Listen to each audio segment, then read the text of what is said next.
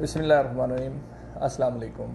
आप हमारा YouTube channel voice of overseas देख रहे हैं। मैं हूं आपका दोस्त तौकीर साजिद। जिन दोस्तों ने अब तक हमारा चैनल सब्सक्राइब नहीं किया वो काइंडली आप मेरा चैनल सब्सक्राइब कर लें ताकि तमाम तर नई वीडियोस आप तक पहुंचती रहें। आज का हमारा मौजू बलाग हरूफ के बारे में है। जिन दोस्तों का यहाँ पे बलाग हो जाता है वो कैसे अपने कंट्री जा सकते हैं, तो उसके लिए अभी आसान सा तरीका है कि आप अपनी एम्बेसी से रब्ता करें, एम्बेसी में जाएं, वो आपको फाइनल एग्जैक्ट लगा कर देंगे जिसके ज़रिए आप टिकट लेकर आप अपने कंट्री वापस जा सकते हैं।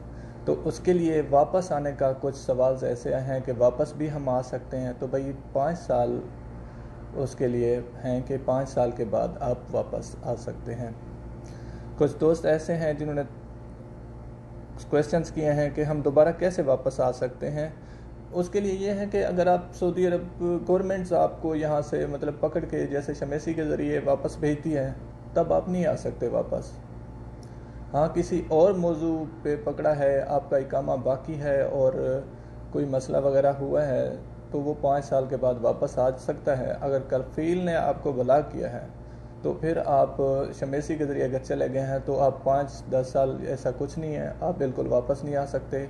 वो परमानेंट बलाग हरूफ होता है और आप यहाँ से टोटली ब्लैक लिस्ट हैं।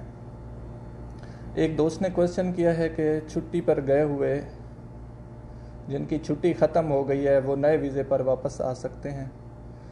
जी भाई, जो छुट्टी पर गए हैं और वापस आना चाहते हैं तो वो 3 साल तक के लिए नहीं आ सकते। जब आपकी छुट्टी की एक्सपायरी डेट होगी उसके बाद आप 3 साल तक इंटर नहीं हो सकते, क्योंकि पीछे कफील जो है आपका सऊदी अरब में वो इसको कैंसिल कर देता है, वीज़ा आपका कैंसिल कर देता है, जो कि आप 3 साल दोबारा नहीं आ सकते नए वीज़े पर। ये तमाम तर तफसीलात आप तक पहुंचानी थी। अपना बहुत सारा ख्याल रखिएगा। तब तक के लिए अल्लाह हाफ़िज़। कल हम नई वीडियो के साथ आएंगे जिसमें परदेशियों के मसले मसाइल आप लोगों से डिस्कस किए जाएंगे। Thank you so much. अल्लाह हाफ़िज़।